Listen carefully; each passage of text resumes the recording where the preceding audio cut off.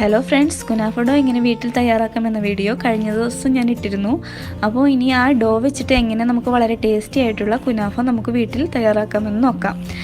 ഇത് അറബി കൺട്രീസിലൊക്കെ വളരെ പോപ്പുലർ ആയിട്ടുള്ളൊരു സ്വീറ്റാണ്. കുനാഫയ്ക്ക് പ്രത്യേക ഷോപ്പുകൾ പോലും അറബി കൺട്രീസിലൊക്കെ ഉണ്ട്.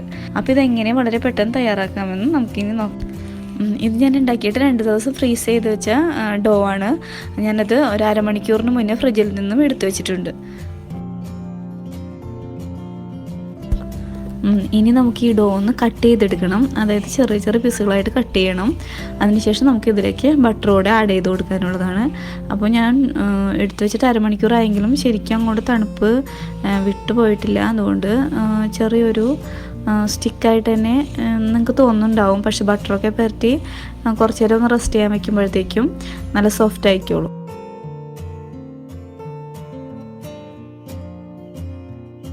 ബട്ടർ ആഡ് ചെയ്തപ്പോൾ ഡോ നല്ല സോഫ്റ്റ് ആയിട്ട് വന്നിട്ടുണ്ട്. ഇനി ഇതൊരു 10 മിനിറ്റ് റെസ്റ്റ് ചെയ്യാൻ വയ്ക്കാം. ഈ സമയത്ത് നമുക്ക് ഇതിനാവശ്യമായിട്ടുള്ള ഷുഗർ സിറപ്പ് തയ്യാറാക്കാം. അതിന് ഞാനിവിടെ 1 കപ്പ് ഷുഗറാണ് യൂസ് ചെയ്യുന്നത്.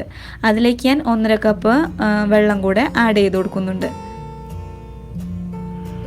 ഇതൊന്ന് തിളച്ച് വരുമ്പോഴത്തേക്കും ഇതിലേക്ക് നമുക്ക് 3 ഏലക്കായ ഒന്ന് ചതച്ചിട്ട് കൊടുക്കാം. ഇത് പിന്നീട് അരിച്ച് മാറ്റാവുന്നതേ ഉള്ളൂ. ഇത് ഓപ്ഷണലാണ് കേട്ടോ. ഏലക്കായുടെ ടേസ്റ്റ് ഇഷ്ടമല്ലാത്തവർക്ക് ഇത് ഒഴിവാക്കാവുന്നതേ ഉള്ളൂ. പഞ്ചസാര നന്നായിട്ട് മെൽറ്റായി സിറപ്പ് ചെറിയൊരു തിക്കാവുമ്പോഴത്തേക്കും നമുക്ക് ഒരു 1/2 ടേബിൾ സ്പൂൺ നാരങ്ങാനീര് ഇതിലേക്ക് ചേർത്ത് കൊടുക്കാം. അതിനുശേഷം ഒന്നുകൂടി ഇളക്കി നമുക്ക് തീ ഓഫ് ചെയ്യാം. അപ്പോൾ നമ്മുടെ ഷുഗർ സിറപ്പ് ഇവിടെ റെഡി ആയിട്ടുണ്ട് കേട്ടോ. ഇനി നമുക്ക് അടുത്ത സ്റ്റെപ്പ് എന്ന് പറഞ്ഞാൽ ഒരു മിൽക്ക് ക്രീം, അതായത് പാലുകൊണ്ടൊരു ക്രീം ഉണ്ടാക്കണം. ഇത് സെക്കൻഡ് സ്റ്റെപ്പ് അതാണ്. അപ്പോൾ ഇനി അതെങ്ങനെയാണ് തയ്യാറാക്കുന്നതെന്ന് നോക്കാം. ഇതിനായിട്ട് ഞാനിവിടെ 1.5 കപ്പ് പാലാണ് എടുത്തിരിക്കുന്നത്. പാലിലേക്ക് ഞാൻ 4 ടേബിൾ സ്പൂൺ പഞ്ചസാര ആഡ് ചെയ്ത് കൊടുക്കുന്നുണ്ട്. മധുരം കൂടുതൽ ആവശ്യമുള്ളവർക്ക് 5.5 to 6 ടേബിൾ സ്പൂൺ വരെയൊക്കെ പഞ്ചസാര ആഡ് ചെയ്ത് കൊടുക്കാം. ഇതൊന്ന് തിളച്ച് പഞ്ചസാര മെൽറ്റ് ആകുമ്പോഴത്തേക്കും നമുക്കിതിലേക്ക് 2.5 ടേബിൾ സ്പൂൺ കോൺഫ്ലോർ കൂടെ ചേർത്ത് കൊടുക്കണം. കോൺഫ്ലോർ ചേർക്കുമ്പോൾ നിങ്ങൾ ശ്രദ്ധിക്കേണ്ടത്, കോൺഫ്ലോർ ഒരു പാത്രത്തിലെടുത്ത് കുറച്ച് വെള്ളമൊഴിച്ച് നന്നായിട്ട് മിക്സ് ചെയ്ത് കട്ടകളൊക്കെ ഉടച്ചതിന് ശേഷം മാത്രം വേണം നമുക്കിത് പാലിലേക്ക് ചേർത്ത് കൊടുക്കാൻ. ഈ സമയത്ത് കൈയെടുക്കാതെ നല്ലവണ്ണം ഇളക്കി കൊടുക്കണം. അല്ലാന്നുണ്ടെങ്കിൽ അടുക്കി പിടിക്കാനായിട്ട് ചാൻസ് കൂടുതലാണ്. ഇത് പെട്ടെന്ന് തന്നെ തിക്കായി കിട്ടും കേട്ടോ.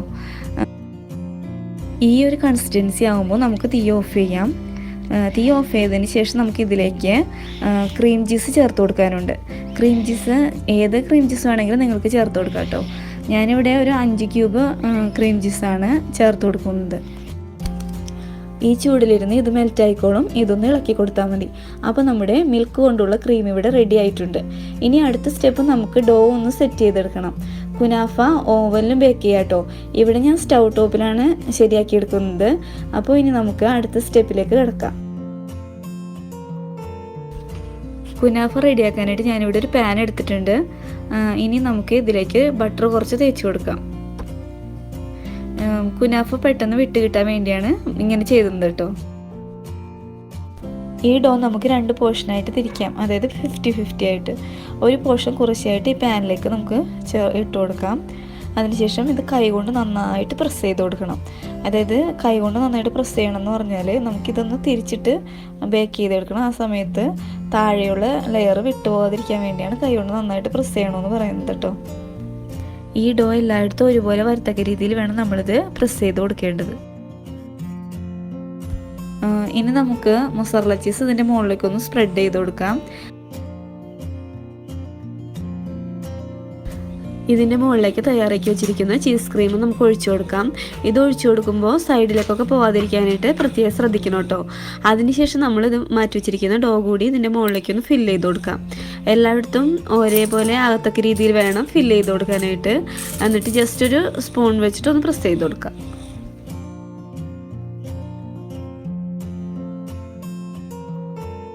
ഇനി നമുക്കിതൊന്ന് കുക്ക് ചെയ്തെടുക്കണം. ഞാൻ സ്റ്റൗ ടോപ്പിലാണ് കുക്ക് ചെയ്യുന്നത്. ലോ ഫ്ലെയിമിൽ ഇട്ടിട്ട് വേണം ഇത് കുക്ക് ചെയ്യാൻ.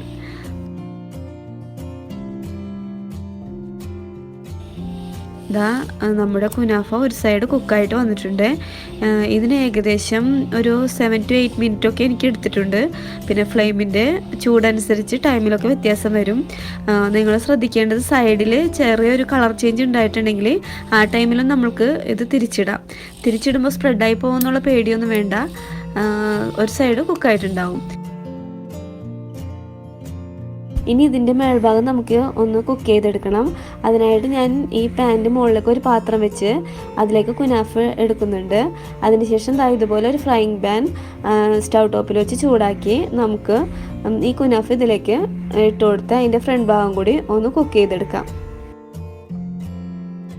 ഞാൻ എളുപ്പത്തിന് വേണ്ടിയാണ് ഫ്രൈയിങ് പാൻ യൂസ് ചെയ്തത്. നിങ്ങൾക്ക് കുക്ക് ചെയ്ത് പാനിൽ തന്നെ തിരിച്ചിട്ട് വേണമെങ്കിൽ കുക്ക് ചെയ്തെടുക്കാം. ഒന്ന് ശ്രദ്ധിച്ച് ഒന്ന് മറിച്ചിട്ട് കൊടുത്താൽ മതി.